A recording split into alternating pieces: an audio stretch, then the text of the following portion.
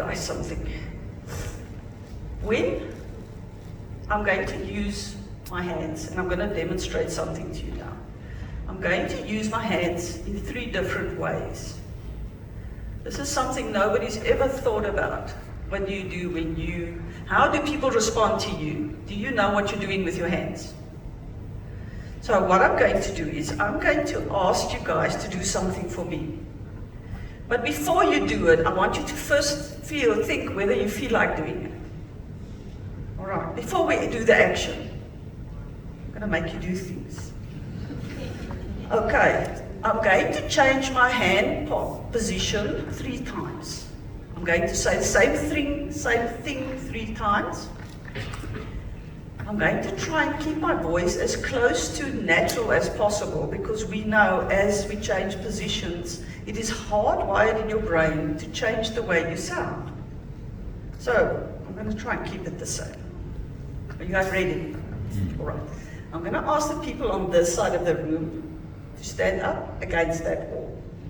I'm going to ask you people to stand up against that wall. I'm going to ask the people there at the back to please come forward, and the people here at the front to move to the back. Now, how many of you, put your hands up, how many of you are willing to do what I'm asking? Quite a lot of you. Trusting people. You don't feel like I'm threatening you. It could be a little bit of fun, no? It's not a threat. I didn't threaten you at all. Who felt threatened? Okay, same thing again. I'm going to ask the people on that side to please move to the wall. People on this side, move to that wall. People at the back, please come forward, and you people in the front, move to the back. How many of you, hands up, feel like doing what I'm asking now? No. Why do you think this? Most of you wanted to do it. When I turn my hands around, feels a little bit like an order, don't you think? Yeah, like bossy. Yes, you feel like I'm telling you a little bit of I'm in charge here, you need to do what I say. Let's look at the last one. I want the people on that side to move to there. People on this side, please move to there. The people in the back, come forward, and you people in the front, go back. What are you feeling with this? Okay, you can not a We're sign. gonna take it just outside. What is the feeling? I suppose that is a feeling, isn't it? The research is amazing. All of us use one of these. We're not aware of it. So, there's a researcher, body language expert, Alan Pease. I'll tell you something about him just now. He did the same research. He took 3 groups of people with a presenter. First group he brought into the auditorium, and he got a presenter to present a proposal to them. Same proposal for all 3 groups. First group brought in, the presenter had to propose with palms facing out. Move the people out, bring in the next group, same demographic. Turn the palms down, tell the people the same proposal, move them out. Then he brings in the last group of people, and the presenter was pointing. Same thing. What they wanted to know, they surveyed these groups afterwards. What they wanted to know was, how much of the proposal could the people remember? And from a list of adjectives, how did they feel about the person presenting this proposal to them? The research was fascinating. It blows my mind a little. The palms up presenter, that audience had a 40% more retention of the deal than the palm down. So people were actually listening more just by doing this. It's weird, eh? Very weird. The palms up presenter also had the best adjectives. They were friendly, engaging. As soon as the palms turned down, they were pushy, a little bit, people didn't like it much. But here's the fascinating part.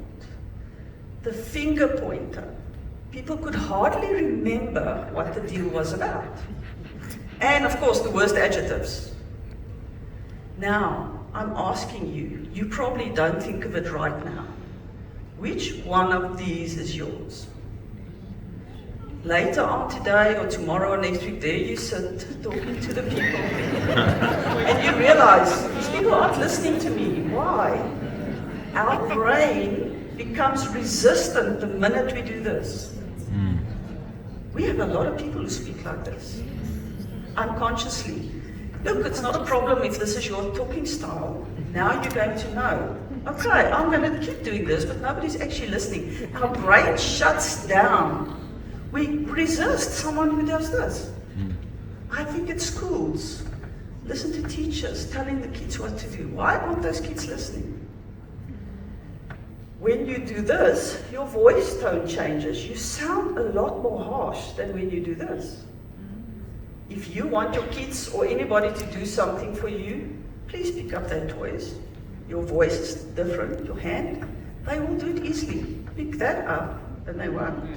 You've got to beg them. It's science. It's our body language. We were born with this. Just knowing what you're doing, seeing how people respond to you makes the world of difference, because this is what we want people to understand what we're trying to say. We want to be better at communicating. So Alan Keyes is also a body language expert from Australia. He went to Russia and did training with Putin, probably in 1994. He was there for 6 weeks and he trained him on his body language. If you look at earlier pictures of Putin, that man was doing this. Today, we can hardly read his body language because he knows exactly what he's doing. He's been trained. Body language can be used to your advantage. You know, you can use this and communicate more effectively.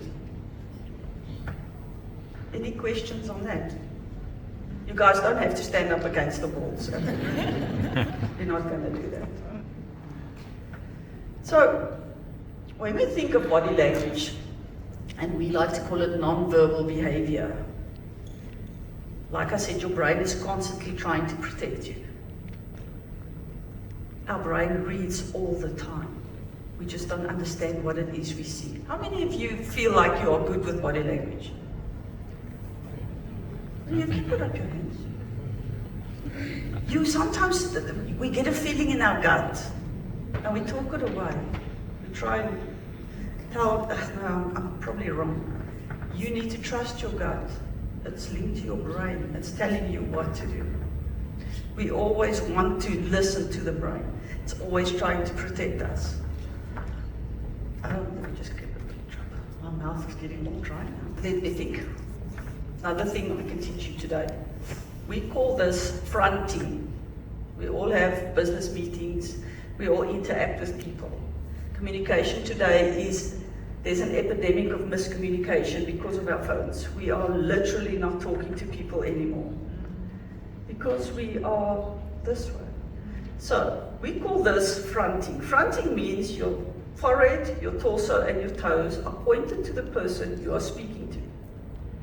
It's a non-verbal sign of respect. The person you're speaking to, their brain automatically feels someone is listening to me. And what is it? We all want to feel heard. Your brain is listening. This person is talking to me, this person. So when I started learning all this body language 7 years ago, I took each subject, I always go overboard, and I practiced, let's say, fronting in all situations. I would front the ladies at the till, the ladies packing. The minute I turn my body towards them and I say thank you, it's almost like a shock. It's almost like it's unheard of. Just by turning my body, it's weird. Your feet points to the person. Now we say, we sit in meetings. You can do fronting while seated as well. I went, especially this one time, I'm part of a health forum, and it's all charitable organizations. We all get together at this health forum so that we make sure we don't duplicate helping people. You give blankets, you give soup. So first time I went there, we all meet. The lady who invited me is the chair lady. So I'm practicing all these body language tricks now, because to me it's all tricky.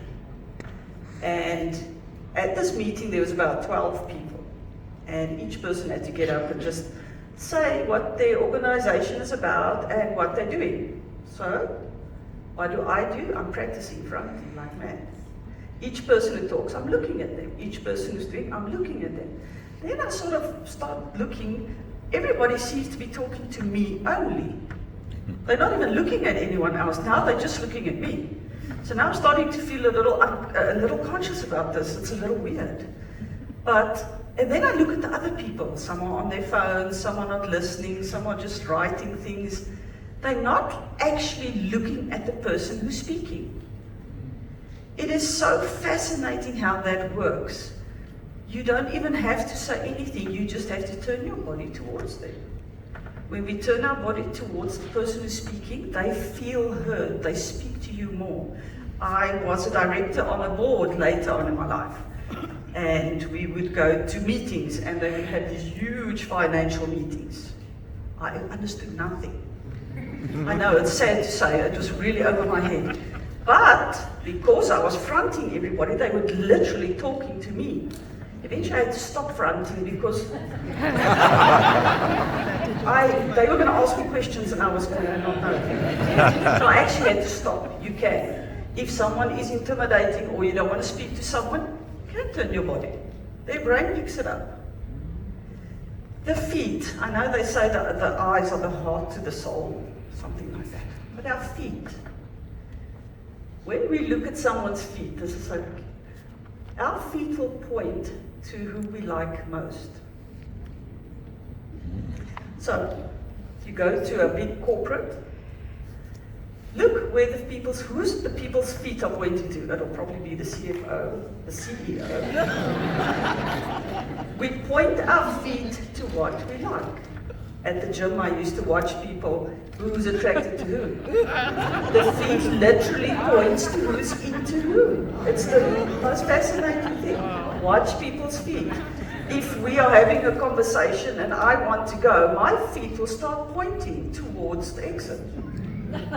You look at people's feet and you can see, okay, I'm boring this person, look at their feet. There you go.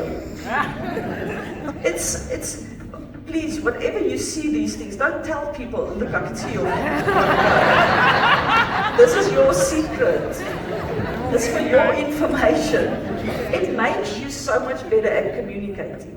You don't go on and on and on. You look at the feet and you go, okay, I think let's catch up another time. It makes your interactions so much better. So,